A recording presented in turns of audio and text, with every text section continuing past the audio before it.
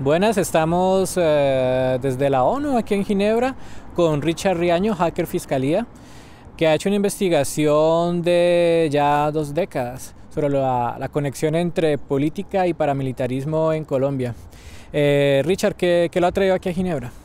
Bueno, pues básicamente ha sido el hecho de esperar ya 17 años en la completa impunidad y también 12 años esperando que la Corte Penal Internacional se pronuncie, aunque ya me han escrito 2 cartas y han dicho que están investigando, pero es muy importante que ellos tomen acciones ya judiciales, objetivas y certeras, o sea, que sean ya, o sea, los colombianos esperamos que la Corte Penal Internacional capture a Álvaro Uribe Vélez, básicamente, pero pues se ha demorado muchísimo tiempo, entonces es importante que la sociedad presione. Entonces ha presionado ahorita el 5 de abril, fue muchos colombianos a La Haya para presionar a la Corte Penal Internacional. Por mi lado también estuve allá, presenté las evidencias que pues comprueban la gran infiltración paramilitar en Colombia, y hay una infiltración en la Fiscalía, en la Policía, en el Ejército, en el DAS, en el IMPEC y en el Congreso y en la Corte Suprema de Justicia también.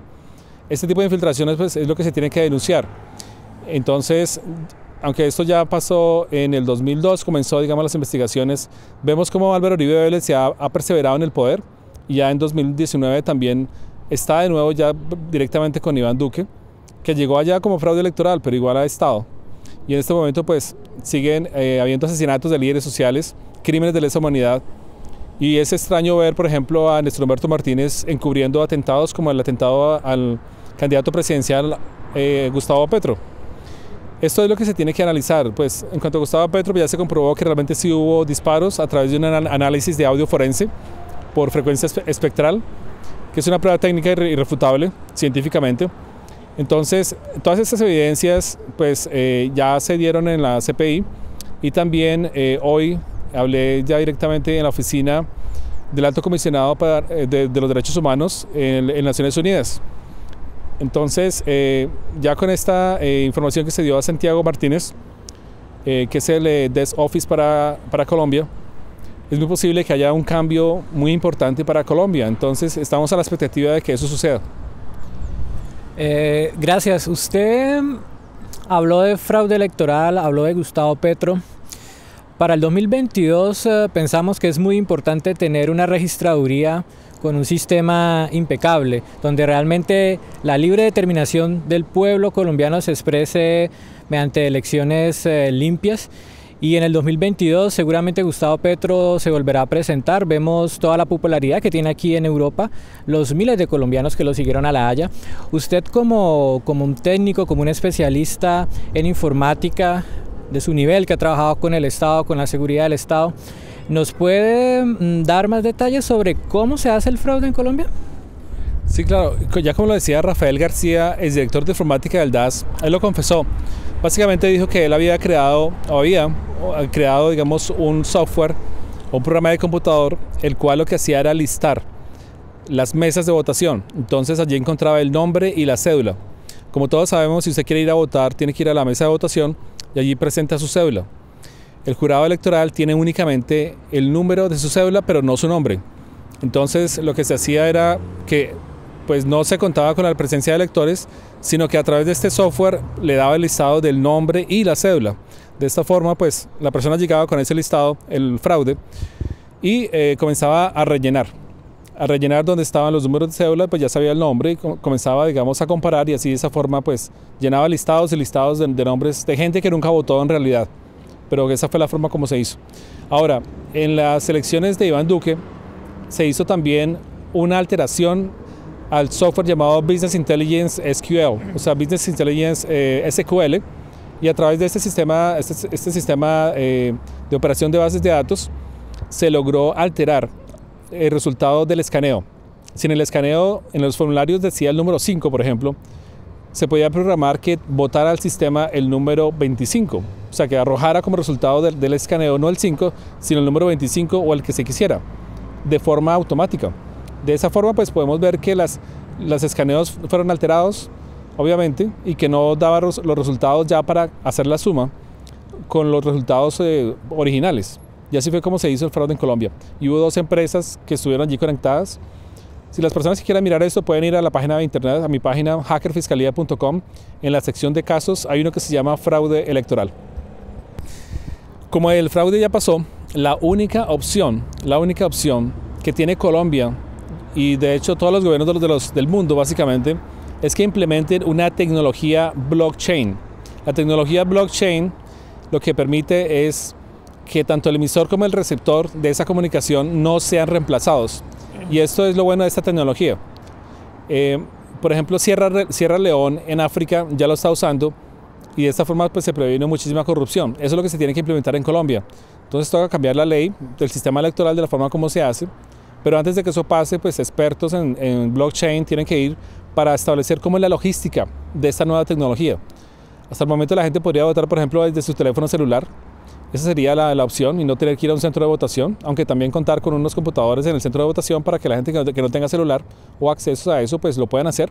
También se pueden crear, digamos, sistemas, pueden llevar sistemas de acceso a internet de una forma, digamos, móvil para las regiones que están muy alejadas de las ciudades. Así con eso no habría excusa de que nadie pueda votar porque no está la tecnología.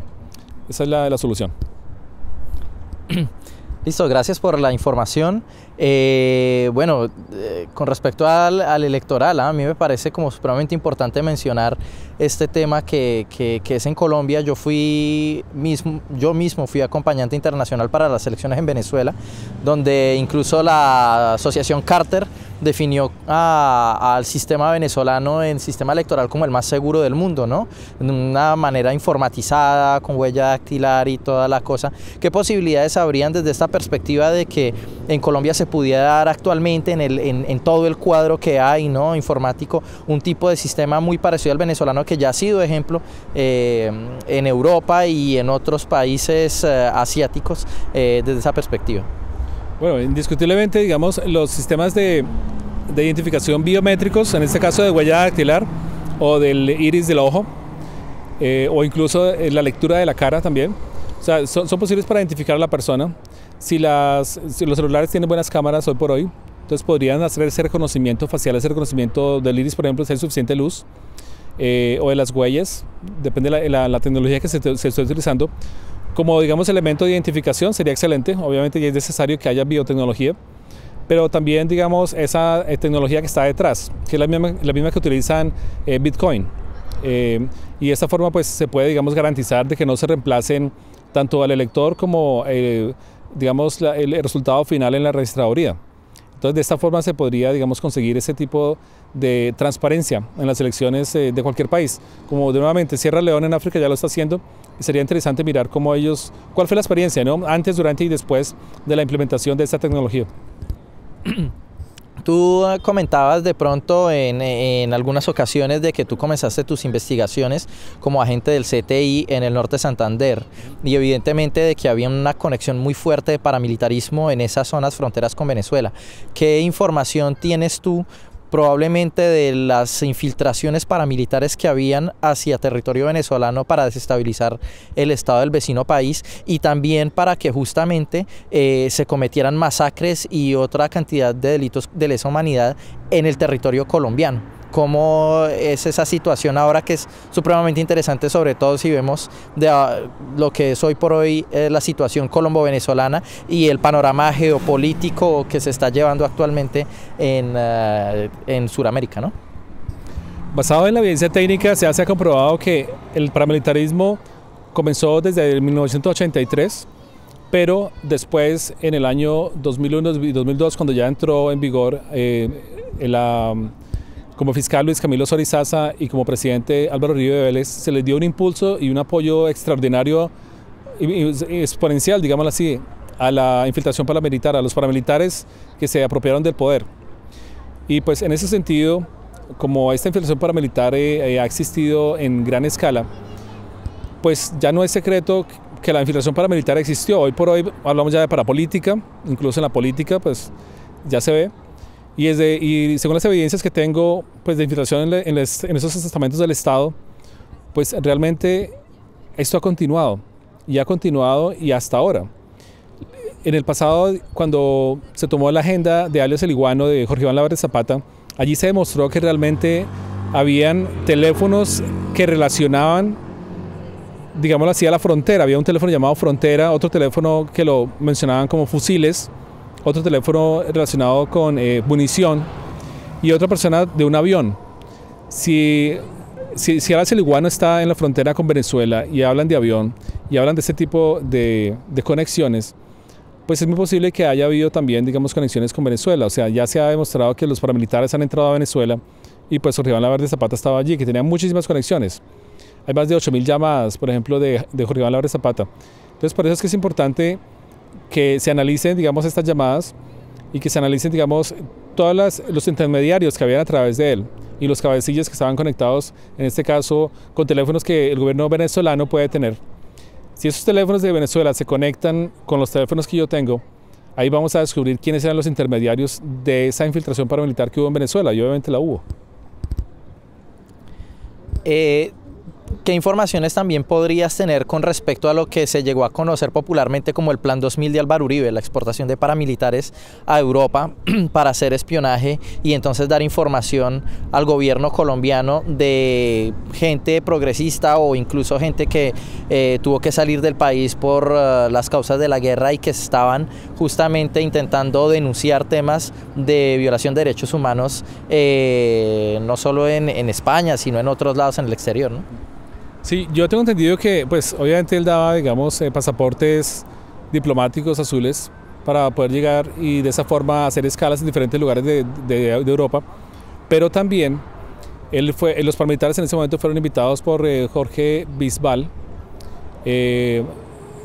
Esta persona, Jorge Bisbal, fue el embajador de Colombia en Canadá, y él fue invitado allá y llevó pues una gran cantidad de paramilitares ya oficialmente. Y después obviamente se comprobó que Jorge Bisbal fue ya sentenciado por paramilitarismo y él fue pues el embajador de Canadá, donde supuestamente tenemos de pronto un respeto por los derechos humanos y la libre expresión y por la defensa de los derechos humanos. O sea, ¿cómo es posible que lleven paramilitares donde los refugiados están allí, están cuidando la vida de ellos mismos y o sea, cada quien protegiendo su vida, pero al tiempo también que lleven paramilitares a un lugar de refugio y de protección es algo que es inaceptable? Sí.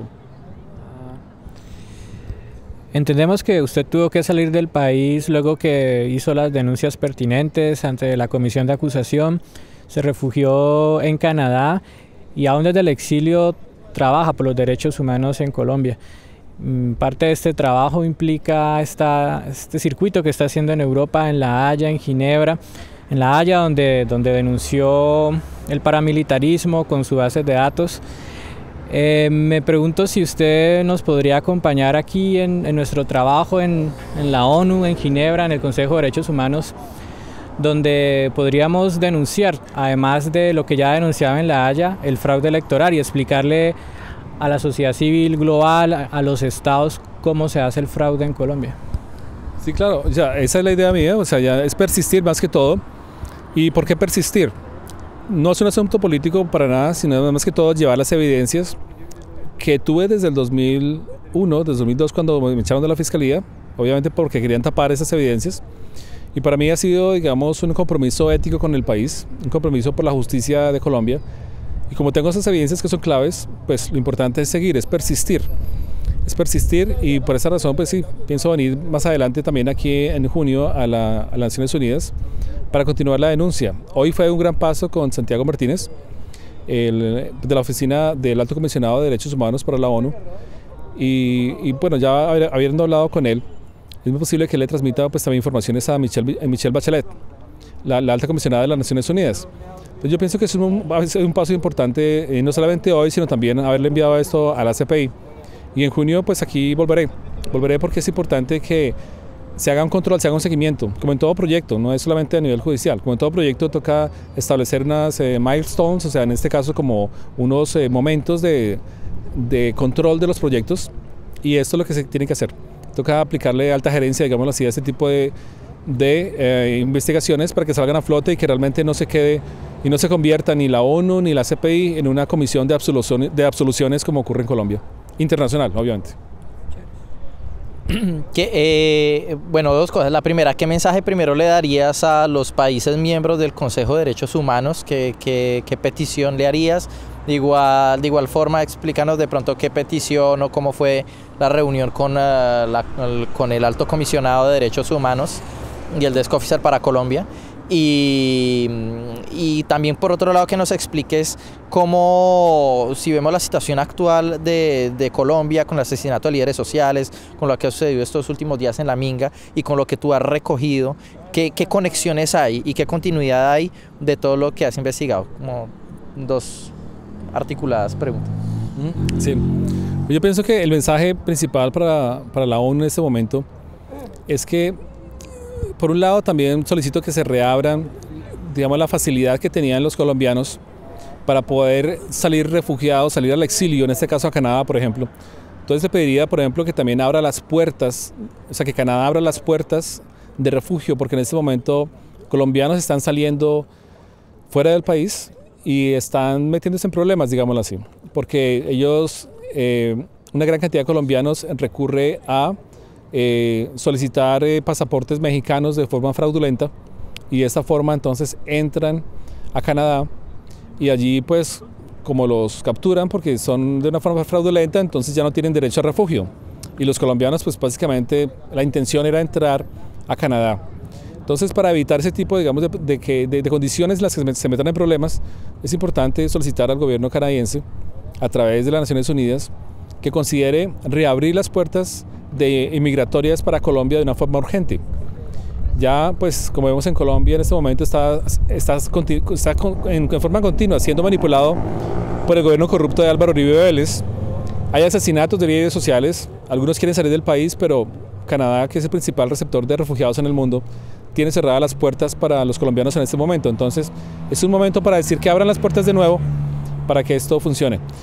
Lo otro es, en cuanto a los líderes sociales, en el caso de La Minga, voy a estar en una conferencia ahorita el jueves, aquí va a aparecer la dirección, aquí abajo, y también el viernes voy a estar en Berna y están todos invitados, pues, para que asistan y hagan sus preguntas. Aquí también va a quedar la dirección, aquí abajo.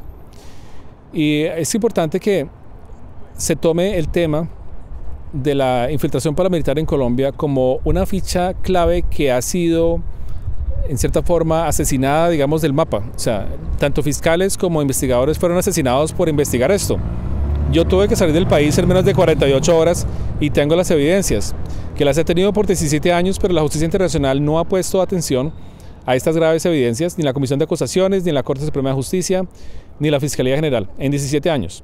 Por esa razón decidí el 5 de abril, conjuntamente con los colombianos que se desplazaron para protestar en contra de la violación de los delitos de lesa humanidad, llegar a la CPI y presentarles las gráficas que comprueban esas conexiones entre paramilitarismo y Estado, donde también se puede mostrar, se puede ver los intermediarios y los cabecillas, y se puede establecer, digamos, como un patrón de conducta criminal y que ha trascendido en el tiempo. Entonces me parece que eso es importante que se analice y de una u otra forma, pues, que ya paren los asesinatos de indígenas, en donde el Estado, pues, los estigmatiza y pretende, pues, que ellos son los terroristas, cuando en realidad son personas trabajadoras indígenas que tienen derechos sobre las tierras más que nadie en Colombia. Y eso es lo que se tiene que mirar. O sea, el sistema que se descubrió en el 2002 no es un sistema antiguo, es un sistema que permanece. Sin ir tan lejos, Álvaro Uribe Vélez sigue en el poder. Él comenzó el sistema y es súper complejo, y pues es un sistema que realmente comprobó que existe una política estatal para cometer crímenes de lesa humanidad, pues con aras de ir accediendo más al poder y a saquear el país y a dar licencias mineras para que los países extranjeros, pues, se apropien de forma abusiva de las presas mineras o de petróleo, porque no existe en Colombia una política, digamos, estatal que controle eso y que evite, por ejemplo, los desastres naturales. Entonces, esa es, digamos, la principal razón por la cual, pues, estos grupos indígenas se ven afectados por el robo de tierras, también obviamente por las empresas mineras.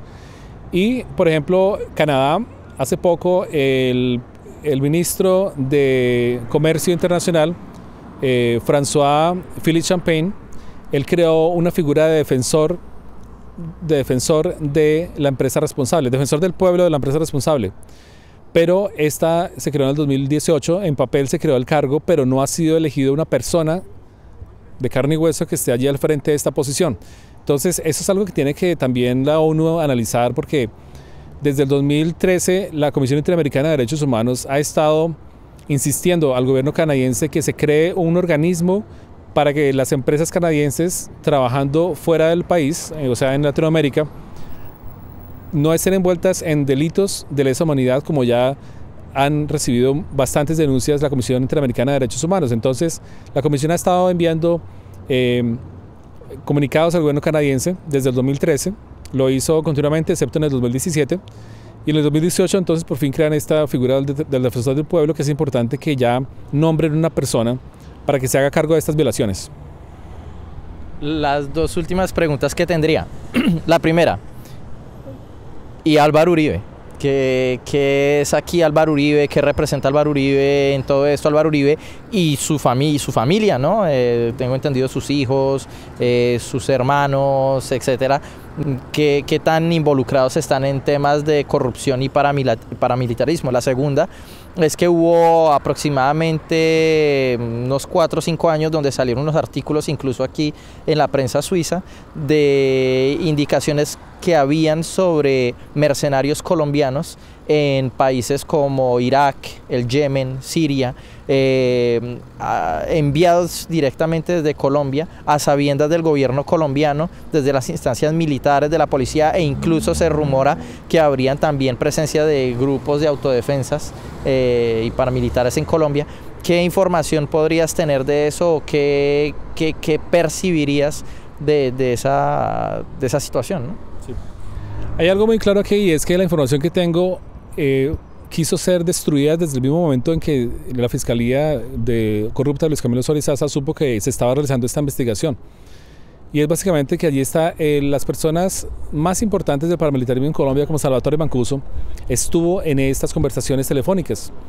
Hay miles de llamadas, hay 326.000 llamadas, y pues por toda esta razón es que tiene una importancia supremamente grande para que toda esta información se cruce pues en bases de datos de la ONU y en bases de datos específicamente de la Corte Penal Internacional, para que se logre establecer esos vínculos, obviamente con organizaciones internacionales.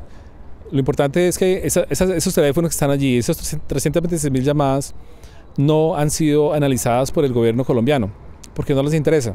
En el momento en que la Corte Penal Internacional comience a cruzar información de diferentes violaciones de derechos humanos relacionadas con Colombia alrededor del mundo, allí va a encontrar un patrón de conducta.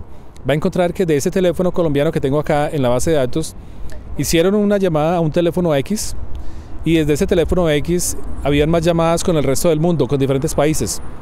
Esta es una realidad que se puede comprobar siempre y cuando la Corte Penal Internacional haga ese tipo de cruces de llamadas de diferentes lugares del mundo, porque ellos tienen obviamente denuncias pues que están posiblemente también relacionadas con Colombia, y es importante que se haga ese tipo de cruce de información, sobre todo digamos el cruce final, donde se ven las gráficas de redes, esa parte que ya fue hecha pues con un software de análisis criminal específico.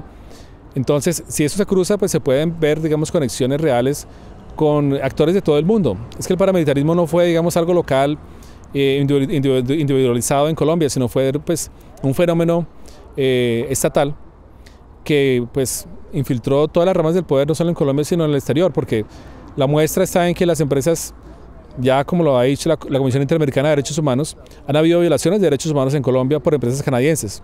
Entonces, eso trascendió a lo canadiense. Aquí estaríamos hablando de un crimen transnacional que requiere obviamente una respuesta, una investigación macro, que en este caso sería únicamente la Corte Penal Internacional que podría hacer esa investigación, y pues de esta forma conectar, hacer una interrelación, una macroinvestigación conectando todo con todo y teniendo en cuenta mi base de datos también. Así se podría detectar exactamente con claridad quién hizo y quién no hizo la llamada. Y como es una evidencia técnica, pues ahí está, o hizo o no hizo la llamada, no es algo que de pronto o no se sabe.